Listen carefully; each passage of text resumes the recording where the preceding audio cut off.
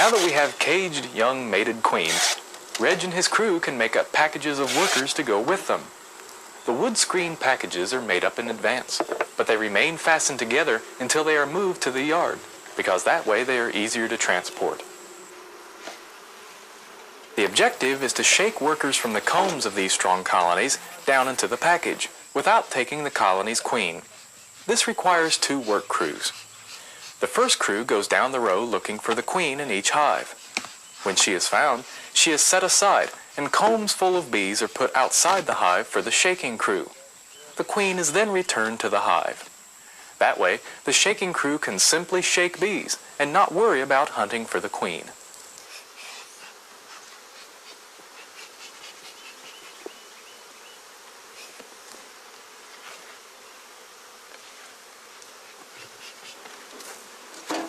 The shaking crew will be filling orders for either 3 or 5 pound packages.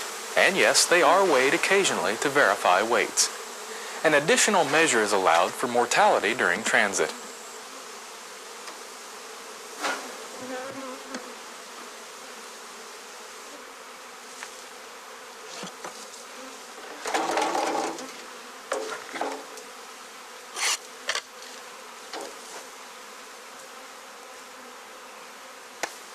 It is not good to shake the packages too much.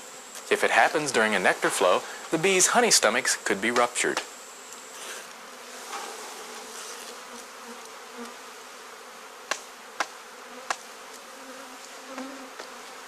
Back at the truck, each package gets a can of sugar syrup and a new caged queen.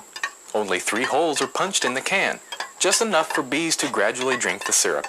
The post office won't tolerate leaking, sticky, messy packages. Because they are so disoriented, workers in the package almost always accept the new queen in her cage, even though she is not their own.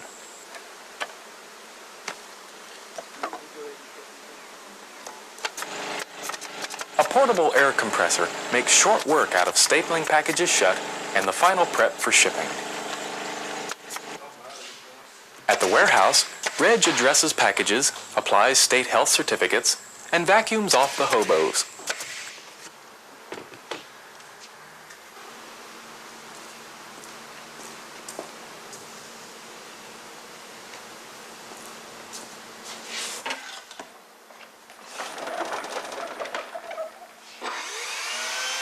If they are kept cool and ventilated, these packages can survive a journey to almost any place in the world. And now for some more honey and bee trivia. During the critical first 3 days of a larva's life, royal jelly has 34% sugar content, but worker food has only 12%. For years, our industry didn't change much. Then in the 1980s, 2 new parasites, tracheal mites and varroa mites, entered the country and quickly killed thousands of bee colonies. In the 1990s, we are seeing bees with African genes move into our country, bees that unfortunately have some undesirable characteristics. No doubt the joys of beekeeping will continue for years to come, but the methods will change. All of this underscores the importance of being an informed beekeeper, and one of the best ways to do that is to join an active beekeeping association. Almost every state has at least one state association and several local or regional associations. Your county extension agent can help you find the one nearest you.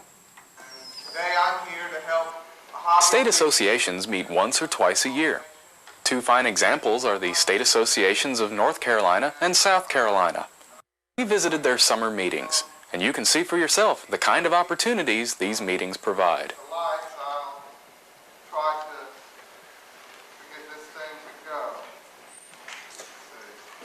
These meetings are usually bigger and include speakers from universities and state or federal agencies.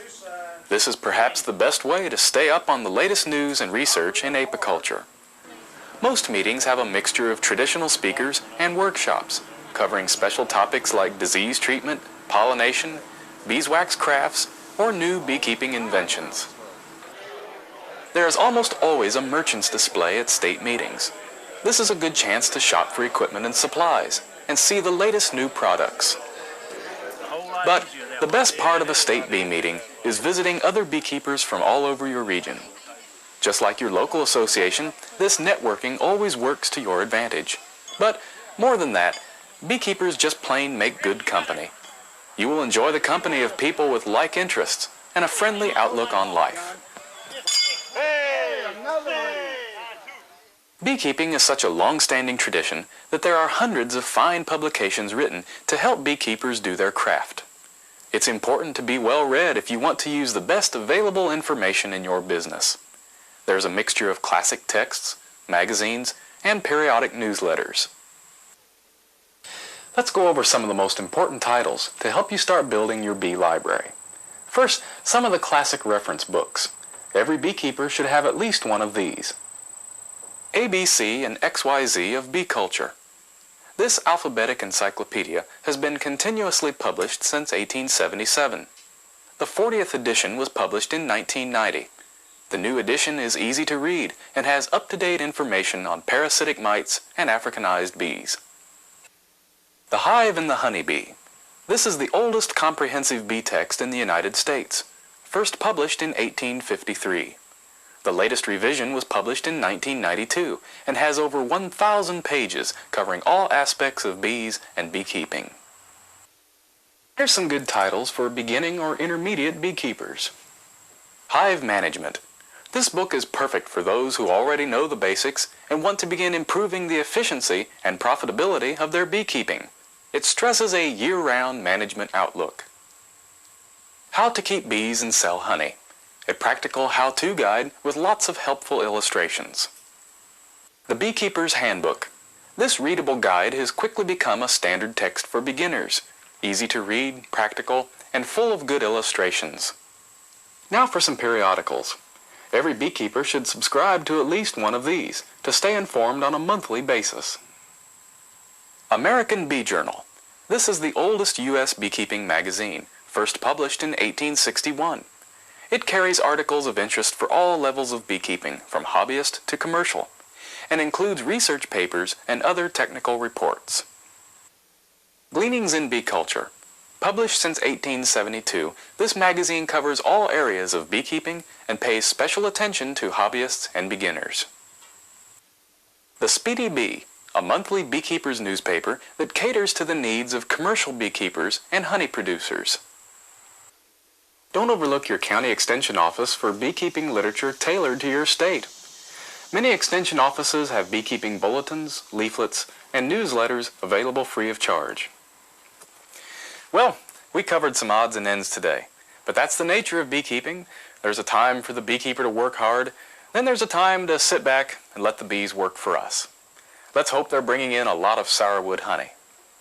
This is also a good time to go over honeybee diseases and pests.